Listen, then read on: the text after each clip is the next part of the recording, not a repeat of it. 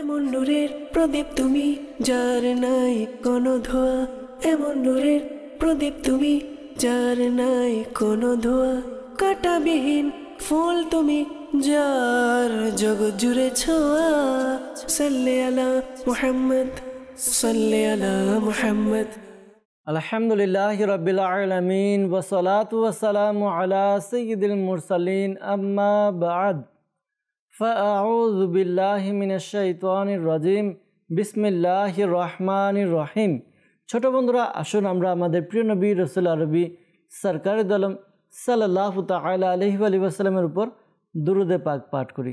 আসসালাতু ওয়াসসালামু আলাইকা ইয়া রাসূলুল্লাহ, আসসালাতু ওয়াসসালামু আলাইকা ইয়া রাসূলুল্লাহ, আসসালাতু ওয়াসসালামু আলাইকা ইয়া হাবিবাল্লাহ, আসসালাতু ওয়াসসালামু আলাইকা হাবিবাল্লাহ, আসসালাতু ওয়াসসালামু আলাইকা ইয়া নবী আল্লাহ, আসসালাতু ওয়াসসালামু আলাইকা ইয়া নবী আল্লাহ, ওয়া আলা আলিকা ওয়া আসহাবিকা ইয়া নূর আল্লাহ, ওয়া আলা আলিকা ওয়া সাহবিকা ইয়া নূর আল্লাহ। ছোট বন্ধুরা, মাদানী চ্যানেলের দর্শকবৃন্দ কেমন আছেন আপনারা? আলহামদুলিল্লাহ, আরও একবার আপনাদের নিকট উপস্থিত হয়েছি মাদানী চ্যানেল বাংলার রমজানুল মুবারকের বিশেষ ট্রান্সমিশন।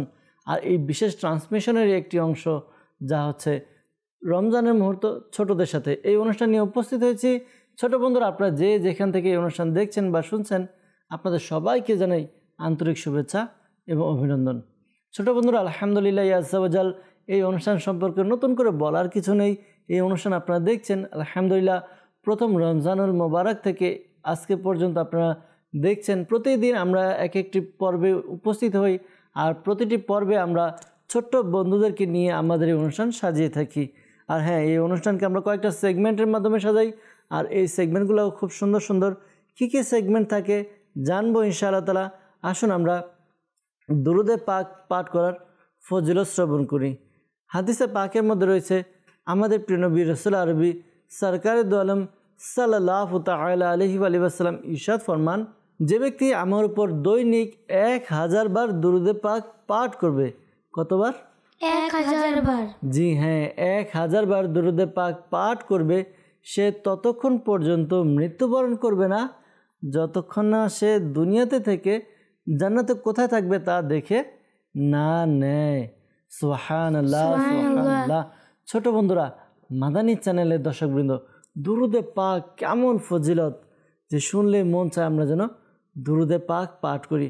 আর বাস্তবিকই দুরূদে পাক পাঠ করার অসংখ্য ফজিলত বরকত রয়েছে।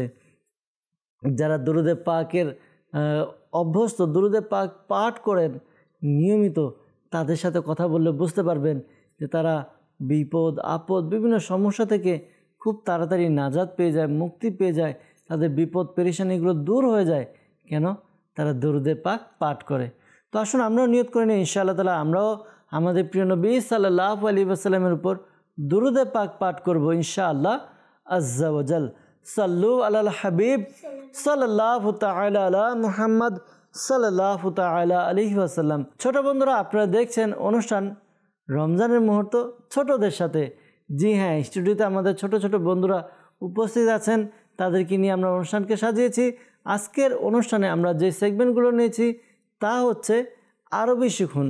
জি হ্যাঁ, এই সেগমেন্টে আমরা চেষ্টা করি কিছু না কিছু আরবি শেখার জন্য। আজকেও আপনাদের নিকট উপস্থিত হব কিছু শব্দ নিয়ে, যেগুলো আমরা পড়ব, মুখস্থ করব ইনশাআল্লাহ তাআলা। এরপর একটি সেগমেন্ট হচ্ছে মৌলিক শিক্ষা। এই সেগমেন্টের মধ্যে আমরা চেষ্টা করি আমাদের ছোট বন্ধুদেরকে মৌলিক কিছু ইলমে দিন জানানোর জন্য। আকীদার বিষয় হোক, আমলের বিষয় হোক, বা জীবনী সম্পর্কে হোক, এই সকল বিষয়গুলো আমরা চেষ্টা করি শেখানোর জন্য। আজকে ইনশাআল্লাহ তাআলা আমরা মৌলিক শিক্ষার এই সেগমেন্টের মধ্যে চেষ্টা করব কিছু ইলমে দিন নিয়ে উপস্থিত হওয়ার জন্য। এরপর আমাদের তৃতীয় সেগমেন্ট হচ্ছে ভেবে বলুন। জি হ্যাঁ ছোট বন্ধুরা, ভেবে বলুন এই সেগমেন্টের মধ্যে আমরা একটি পাত্রের মধ্যে কিছু চিরকুট নিয়ে, চিরকুটের মধ্যে কিছু লেখা থাকে, ছোট বন্ধুরা দেখে দেখে এরপরে ইশারা করার চেষ্টা করে, বোঝানোর জন্য চেষ্টা করে। যদি বুঝিয়ে তারা বুঝে ভেবে চিন্তে উত্তর দিতে পারে দেয়। আর এভাবে আমরা এই সেগমেন্টকে সাজিয়েছি। আর আমাদের সর্বশেষ যে সেগমেন্ট তা হচ্ছে কোরআনী তথ্য। জি হ্যাঁ, কোরআনী তথ্য। এই সেগমেন্টের মধ্যে আমরা কোরআনে পাকের কিছু তথ্য জানার, কিছু তথ্য শেখার চেষ্টা করি। তো ইনশাআল্লাহ তাআলা আজকেও একটি সূরা নিয়ে উপস্থিত হব, আর এই সূরা সম্পর্কে আমরা জানার চেষ্টা করব সংক্ষিপ্তভাবে। তো ছোট বন্ধুরা, আসুন আমরা প্রথম সেগমেন্টের দিকে যাই। আমাদের প্রথম সেগমেন্ট হচ্ছে আরবি শিখুন। সাল্লু আলাল হাবিব সাল্লাল্লাহু তাআলা আলা মুহাম্মদ সাল্লাল্লাহু আলাইহি ওয়াসাল্লাম। রমজান রমজান রমজান।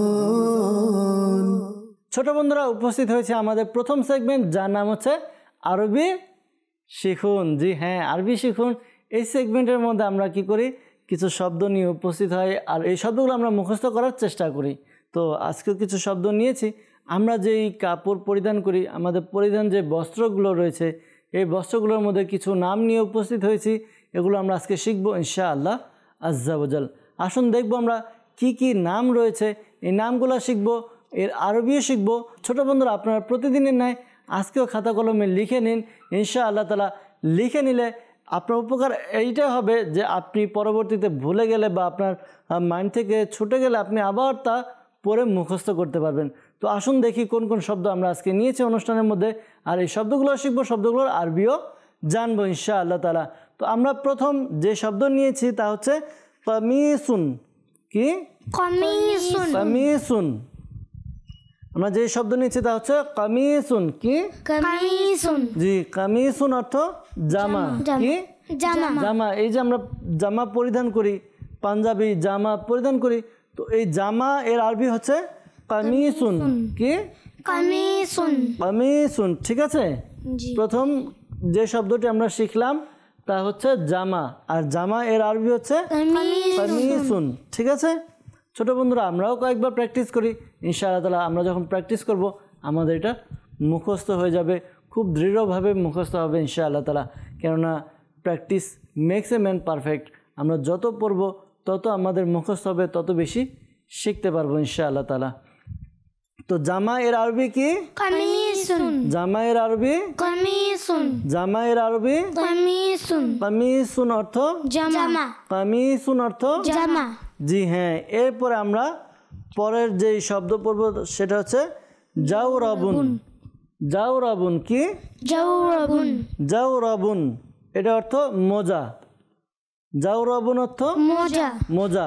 জাওরাবুন অর্থ মোজা। ছোট বন্ধুরা, জাওরাবুন অর্থ কি? জি, জাওরাবুন অর্থ মোজা। আমরা ওই দেখা যায় কেটস পরি অথবা আমরা শু জুতা পরি অনেকে, তো এই জুতার মধ্যে আমরা কি পরি? মোজা পরি, এরপর আমরা জুতা পরি। তো এই মোজাকে বলা হয় আরবিতে জাওরাবুন। কি? জাওরাবুন। জাওরাবুন। কি? জাওরাবুন। আপনারাও পড়ুন ছোট বন্ধুরা, আপনারাও পড়ুন আমাদের সাথে। মোজায়ের আরবি কি হবে? জাওরাবুন। মোজায়ের আরবি? জাওরাবুন। জাওরাবুন। জি হ্যাঁ, আমরা জামায়ের আরবি কি শিখেছিলাম? কামিসুন। কামিসুন। জি, আর মোজায়ের আরবি কি হবে? জাওরাবুন। জি, জাওরাবুন। ঠিক আছে, এরপর আমরা শিখব 3 নাম্বার শব্দ। কয় নাম্বার? 3 নাম্বার। দুইটা আমরা মুখস্থ করে নিয়েছি ছোট বন্ধুরা। 3 নাম্বার যে শব্দ আমরা শিখব তা হচ্ছে ইজারুন। কি? ইজারুন। ইজারুন। কি হবে? ইজারুন। ইজারুন অর্থ লুঙ্গি। ইজারুন অর্থ লুঙ্গি। ইজারুন অর্থ লুঙ্গি। জি হ্যাঁ ছোট বন্ধুরা, আমাদের ঘরে দেখা যায় বড় ভাই বা আব্বু তারা লুঙ্গি পরার মধ্যে অভ্যস্ত থাকে, অনেকে লুঙ্গি পরে। তো এই লুঙ্গি এর আরবি হচ্ছে ইজারুন। কি?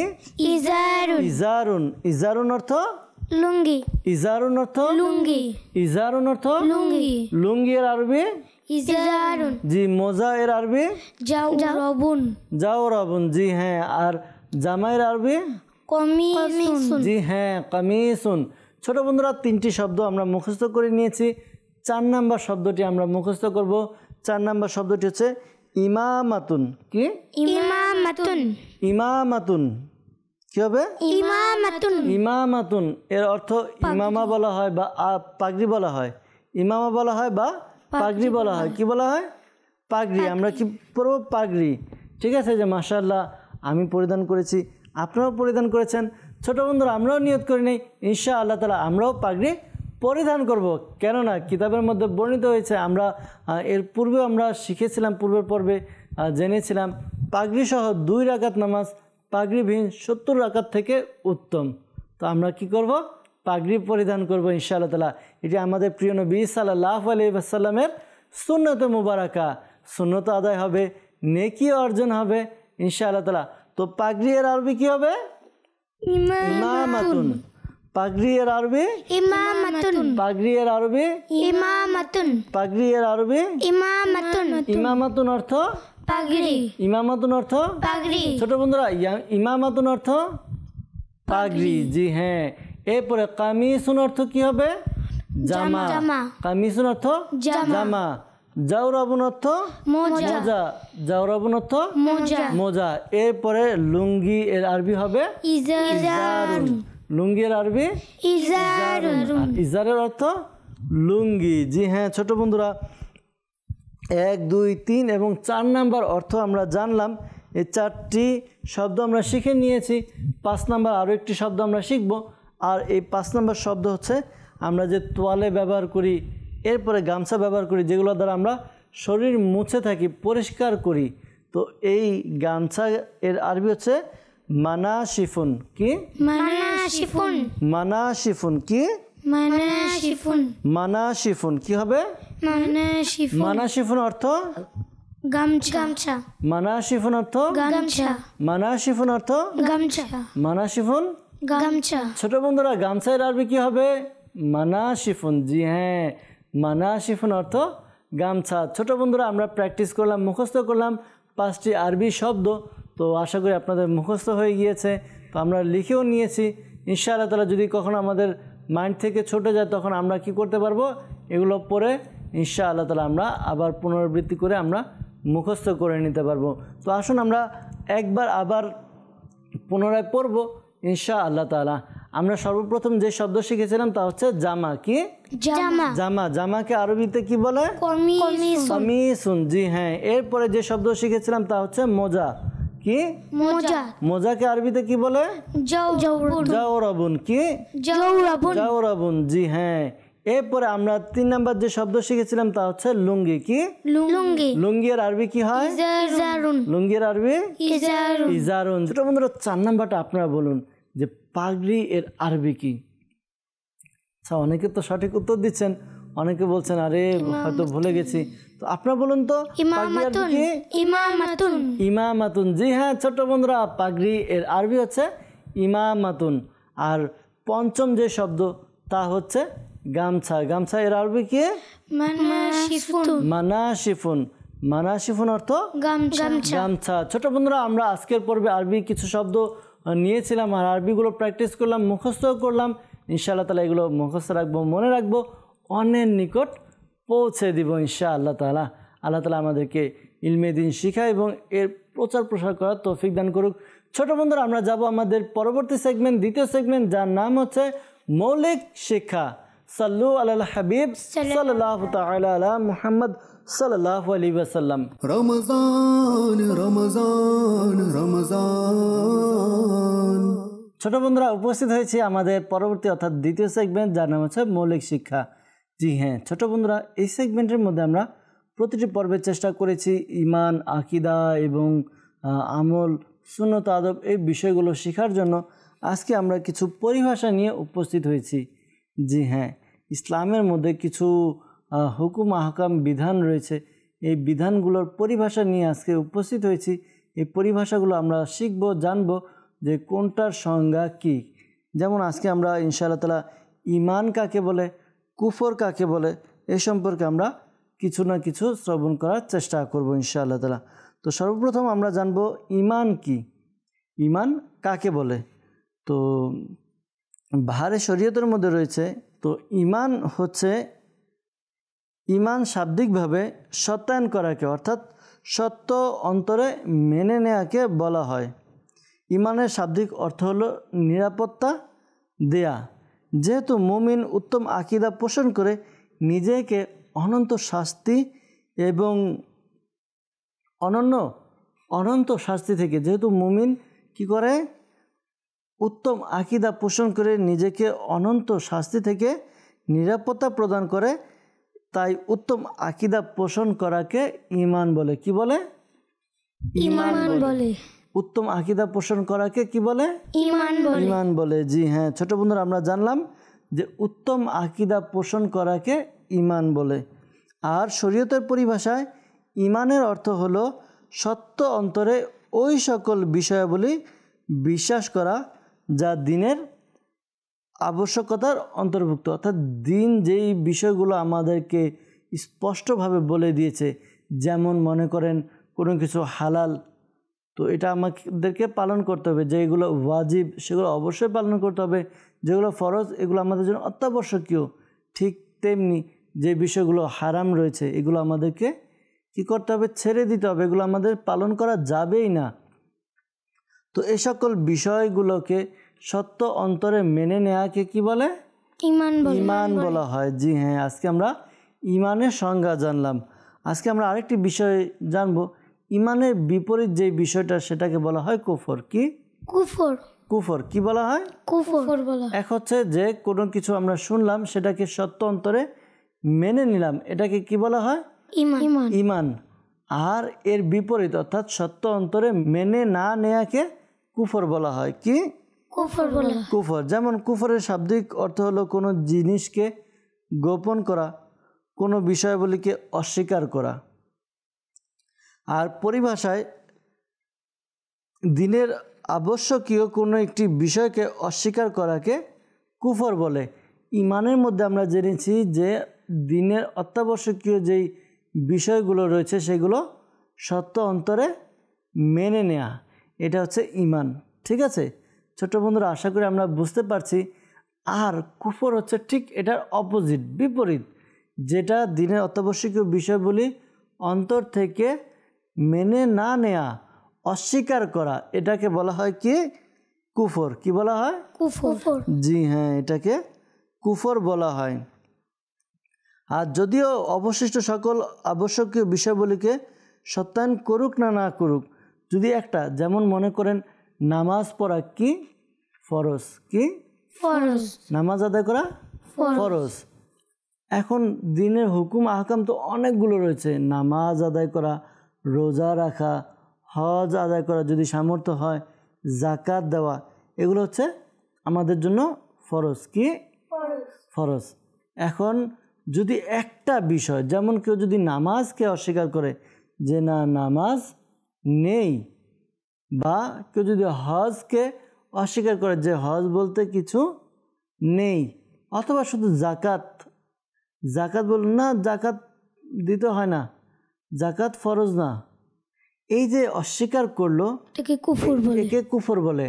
আর এটা এমন না যে সকল বিষয়কে অস্বীকার করা, বরঞ্চ যদি সকল বিষয় থেকে একটি বিষয়কে অস্বীকার করে, শুধুমাত্র একটি বিষয়কে অস্বীকার করলো, সেটাও কুফরের অন্তর্ভুক্ত। ঠিক আছে ছোট বন্ধুরা?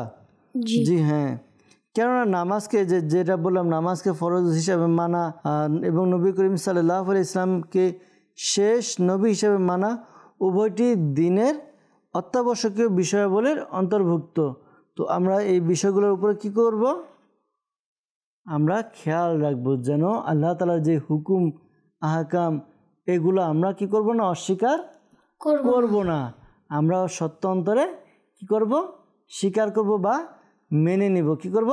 স্বীকার করব, মেনে নিব। যখন আমরা স্বীকার করব, কি করব? স্বীকার করব অথবা মেনে নিব, তখন আমরা কি হব? ঈমানদার হব। কি হব? ঈমানদার হব। আমরা প্রথমে একটু শুনলাম যে দ্বীনের অত্যাবশ্যকীয় বিষয় কি। আমরা শুনলাম না যে দ্বীনের অত্যাবশ্যকীয় বিষয় এগুলো আমাদের সত্য অন্তরে মানতে হবে, যে না মানবে সে কাফির হয়ে যাবে। তো এই অত্যাবশ্যকীয় বিষয় বলি কাকে বলে? তো আসুন এটাও জেনে নিই। দ্বীনের অত্যাবশ্যকীয় বিষয় দ্বারা উদ্দেশ্য হলো ইসলামের ওই সকল বিধিবিধান যা সকল বিশেষ ও সাধারণ মানুষই জানে, যেমন আল্লাহ তাআলা এক, আম্বিয়া কিরামের নবুওয়াত, নামাজ, রোজা, হজ, জাকাত, জান্নাত, দোজখ, কিয়ামতের দিন উঠানো হবে, হিসাব নিকাশ নেওয়া হবে। এরপর আমাদের প্রিয় নবী সাল্লাল্লাহু আলাইহি ইসলাম শেষ নবী। কেমন? শেষ নবী। তো এই সকল বিষয়গুলো হচ্ছে অত্যাবশ্যকীয় দ্বীন, অর্থাৎ দ্বীনের অত্যাবশ্যকীয় বিষয় এগুলো। তো এগুলো থেকে যদি কেউ কোনো একটি বিষয় অস্বীকার করে তাহলে সে কি হবে? কাফির হবে। কি? কাফির। কাফির হবে ছোট বন্ধুরা। আর যদি এই বিষয়গুলো সত্য অন্তরে মেনে নেয় তখন সে কি হবে? ইমানদার হবে। ইমানদার হবে। তখন আমরা কি হব? ইমানদার হবে। আমরা ইমানদার হব। আর ইমানদার হতে হলে কি করতে হবে? আমাদের সবকিছু সত্য অন্তরে মেনে নিতে হবে। ঠিক আছে? জি ইনশাআল্লাহ তাআলা। আল্লাহ তাআলা আমাদেরকে ইমানদার হিসাবে কবুল করুক। আল্লাহ তাআলা আমাদেরকে ইমানের দৃঢ়তা দান করুক। আমাদের যে ইমান রয়েছে ইমানের মধ্যে আল্লাহ তাআলা দৃঢ়তা দান করুক, দোয়া করি। তো ছোট্ট বন্ধুরা, আমরা দ্বিতীয় সেগমেন্টও শেষ করলাম, যাব তৃতীয় সেগমেন্টের দিকে। তৃতীয় সেগমেন্ট কি আসুন আমরা দেখে নেই। তৃতীয় সেগমেন্ট হচ্ছে ভেবে বলুন সাল্লু আলাল হাবিব সাল্লাল্লাহু তাআলা আলা মুহাম্মদ সাল্লাল্লাহু আলাইহি ওয়াসাল্লাম। রমজান রমজান রমজান।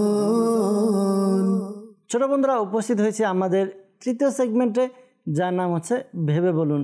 জি হ্যাঁ ছোট বন্ধুরা, ভেবে বলুন এই সেগমেন্টে আমরা চেষ্টা করি কিছু চিরকুট নেওয়ার। আর এই চিরকুটে কিছু লেখা থাকে, আমাদের ছোট বন্ধুরা তাদেরকে ডাক দিই, তারা এটা দেখে কি লেখা আছে এরপরে ওই লেখা অনুযায়ী তারা ইশারা করার চেষ্টা করে। এরপর যারা থাকে তারা কি করে? ভেবে চিন্তে উত্তর দেয়।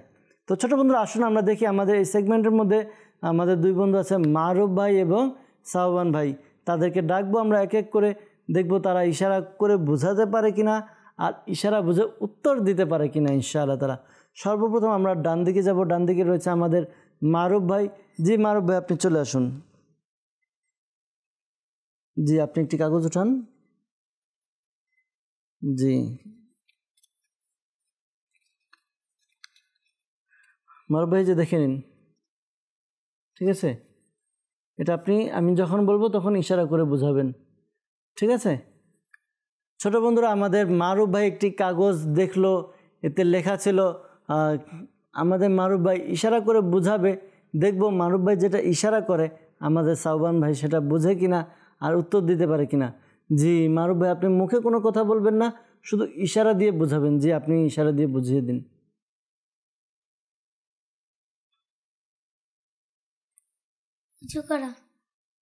অজু করা, পা ধুতো করা। ঠিক আছে, আপনার উত্তর। আপনার কি মনে হয় হয়েছে? আসুন আমরা মারুফ ভাই থেকে জেনে নিই, হয়েছে? হয়নি। আবার একটু ইশারা করে দেখান।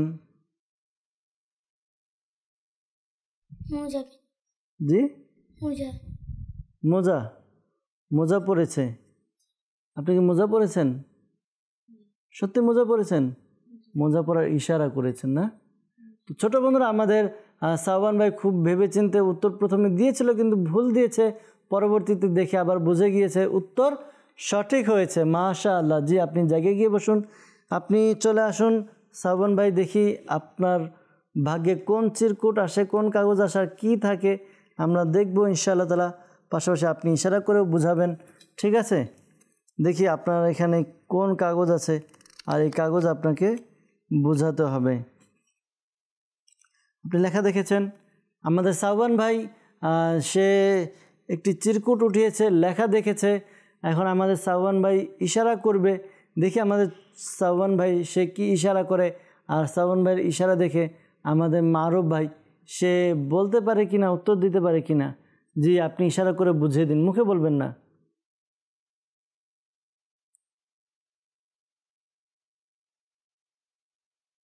মারুফ ভাই কুলি করতেছে, হয়েছে? আপনি ইশারা তো কুলি করাটা বলেছেন, কিন্তু আপনি আর একটু ভালোভাবে বুঝিয়ে দিন যেন সে বুঝতে পারে, সবগুলো থেকে একটু একটু করে নিয়ে।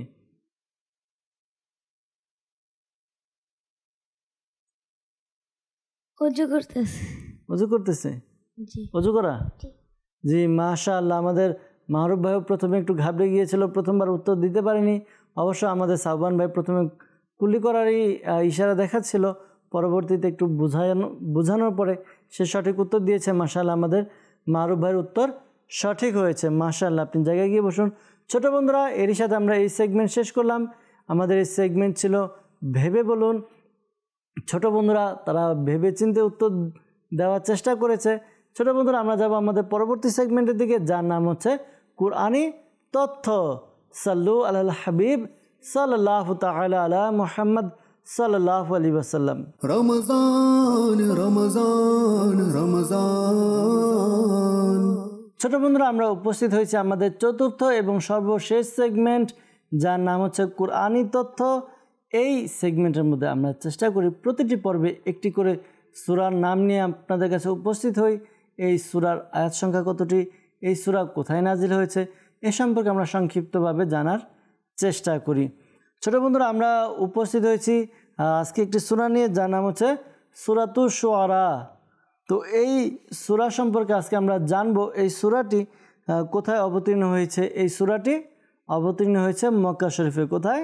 মক্কা শরীফে। কোথায় অবতীর্ণ হয়েছে? মক্কা শরীফে। জি হ্যাঁ ছোট বন্ধুরা, আর এই কারণে এই সূরাকে বলা হয় মাক্কি সূরা। কি সূরা? মাক্কি সূরা।